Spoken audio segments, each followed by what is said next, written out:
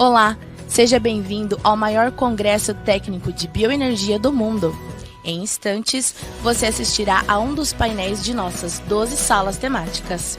Ao todo, serão mais de 60 horas de conteúdos ricos, divididos em 29 painéis liderados por mais de 200 palestrantes e moderadores. Fique agora com o nosso painel.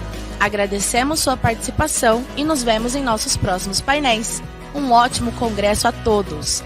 14º Congresso Nacional da Bioenergia, onde a inteligência do setor se reúne. Bimael, você quer fazer uma colaboração para a gente também, do que você conseguiu filtrar aí de interessante? O Bimael é diretor executivo da Geografia Coisas.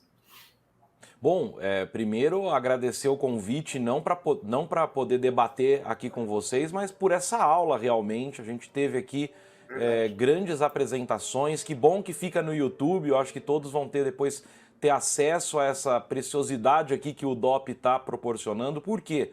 Nós estamos no momento certo para discutir isso, justamente porque está no início. É bom quando a gente está ainda nessa ânsia por aprender, para não acontecer, infelizmente, como aconteceu com termos tão ricos como a própria sustentabilidade, ecologia, ecológico, que ao se colocar numa panela de pressão chamada capitalismo, claro que ela vai virar outra coisa. E não está errado. Como a Bianca disse, nós temos que ganhar dinheiro. Ninguém está dizendo isso, mas a grande questão do ESG é que ele traz a discussão ambiental, social, sem aquele verniz que as empresas não gostam de ouvir. Porque o ESG traz método, o ESG traz metodologia, traz o mais importante, KPIs, OKRs, etc, que é isso. Porque eu gostei muito da apresentação da Cristi e da Michele, que colocam ESG e sustentabilidade. Nós estamos falando da mesma coisa. Assim como nós também estamos falando aqui de ESG, estamos falando de 17 pontos do Objetivos do Desenvolvimento Sustentável da ONU. Está integrado. E eu acho que a riqueza disso, trazendo para dentro da visão tecnológica, a qual eu novamente agradeço o convite para conversar, é que se nós estamos falando de metodologia, de processos, quer dizer que a gente consegue mapear isso, não no sentido geográfico agora, mas mais importante do que isso, nós conseguimos ter sistemas computacionais de apoio a isso. Porque quando eu falo sustentabilidade, ações sociais, fica muito solto. Agora, quando eu falo de ESG, eu tenho métricas, eu tenho como medir. Abimael, mas aí envolve, por exemplo, questões ambientais, que eu gosto de chamar mais do que questões ambientais, de questões geográficas realmente, do espaço geográfico. O agro, a gente não tem essa história, vocês já ouviram falar de geoprocessamento, sistemas de informações geográficas, principalmente o pessoal lá da ponta, né, lá do campo, etc., o pessoal de processamento. Mas o ESG traz a visão que finalmente compreender que qualquer negócio do agronegócio é territorial, está em algum lugar.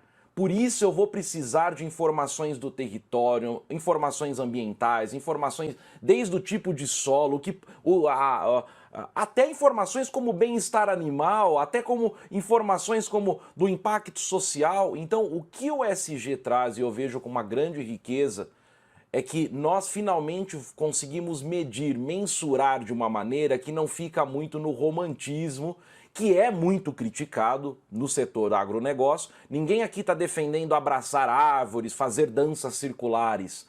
Nós estamos falando de realmente, não estamos nos preocupando com o futuro dos nossos filhos e netos. Nós estamos nos preocupando com o agora também. Nós estamos, aquela velha história, né? Qual planeta eu vou deixar para os meus filhos, né?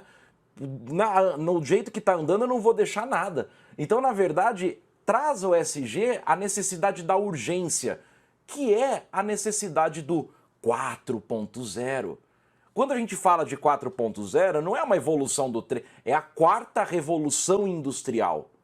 Assim como a primeira revolução industrial, nós sabemos, trouxe nuvens de escuridão na Europa por conta da poluição, por conta do início dos maquinários, etc., na quarta revolução, a gente está buscando não como soltar fumaça, mas como proteger esse ambiente. Então nós estamos alinhados aqui, parabéns ao DOP, parabéns ao Galo aí que está coordenando essa difícil mesa de discussão, porque aqui nós estamos vendo o nascimento de alguns conceitos realmente e que para o setor da bioenergia nós já estamos preparados? Ouso dizer que sim. Só que as informações e os dados estão cada um num setor, num departamento, quiçá num Excel. O momento agora tecnológico também é a gente parar de pensar que o CRM é para uma turma, que o sistema de compras é para o outro, que o sistema de informações geográficas é para o pessoal da topografia, engenharia. Não. Nós temos que pensar agora justamente o quê? Sistemas computacionais que permitam que dados e informações alimentem os sistemas ESGs para que a gente possa mensurar. E isso, eu tenho certeza, o setor de bioenergia está pronto para a introdução, diferente de outros mercados que a gente vai ter que convencer sobre o ESG. Aqui nós estamos realmente como implementar, e este é o nosso desafio. É essa provocação e o próprio ESG traz essa possibilidade para nós, para que a gente vença um pouco essa frase que, na minha leitura, é um tanto quanto imperialista, que é o Brasil é o celeiro do mundo. Né? Como se o Brasil fosse só o produtor. A gente só armazena, vende...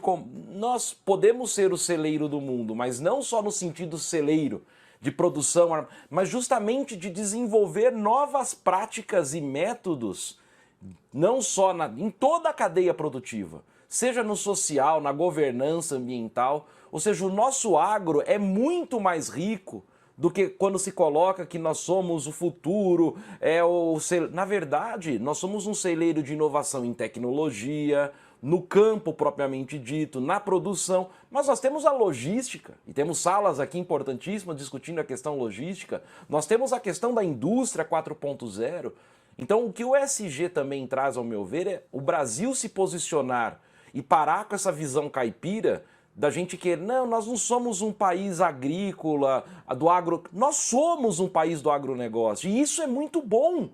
A gente não precisa ser um arremedo de país de serviços ou de indústrias importadas de mais de 30 anos da Europa com parque antigo.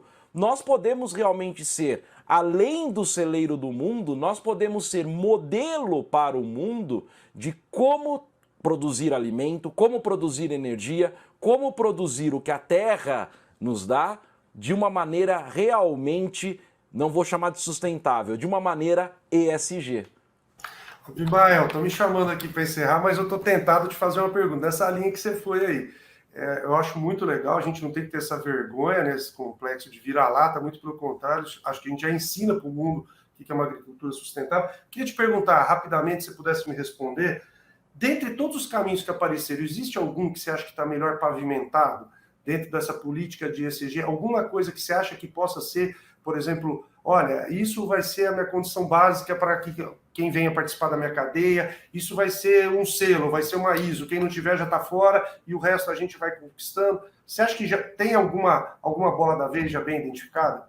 Nós já estamos, eu acho que até trazendo para a tecnologia, né, nós já estamos sendo pressionados por mercados externos, por exemplo, para a implementação de blockchain, para que a gente tenha as pegadas ambientais, não é só ou seja, que a gente tenha os registros de fato isso, nós temos os números de poluição, nós temos... Agora, um ponto essencial, e isso eu estou trazendo não só da minha experiência do agro, mas também com alguns projetos que eu tenho desenvolvido com as entidades fiscalizadoras superiores na América Latina, que é como o nosso TCU no Brasil, né? E o TCU faz parte dessas organizações. É a questão justamente que foi comentado aqui nas duas palestras, também da transparência e de quem a gente está fazendo ligação, ou seja, medidas anticorrupção. E isso... Os sistemas, por exemplo, de inteligência artificial, os sistemas de cruzamento de dados popularmente chamados, nos auxiliam muito. Eu diria, Galo, que talvez contrariando o que todos poderiam pensar, eu diria que um caminho que nós temos... E por quê? Porque está sendo bem pavimentado também, porque todos os países da América Latina estão buscando isso depois dos casos no Brasil, principalmente Odebrecht, etc. Eu acho que um caminho que a gente tem forte e para se firmar é justamente, dentro do agro, as questões de anticorrupção também, os nossos contratos, lisura de contratos, com quem é o nosso fornecedor. E isso tudo vem também se o fornecedor tem responsabilidade social, se ele tem ambiental. Então, para finalizar, antes que a Rosângela nos mate, né, Galo?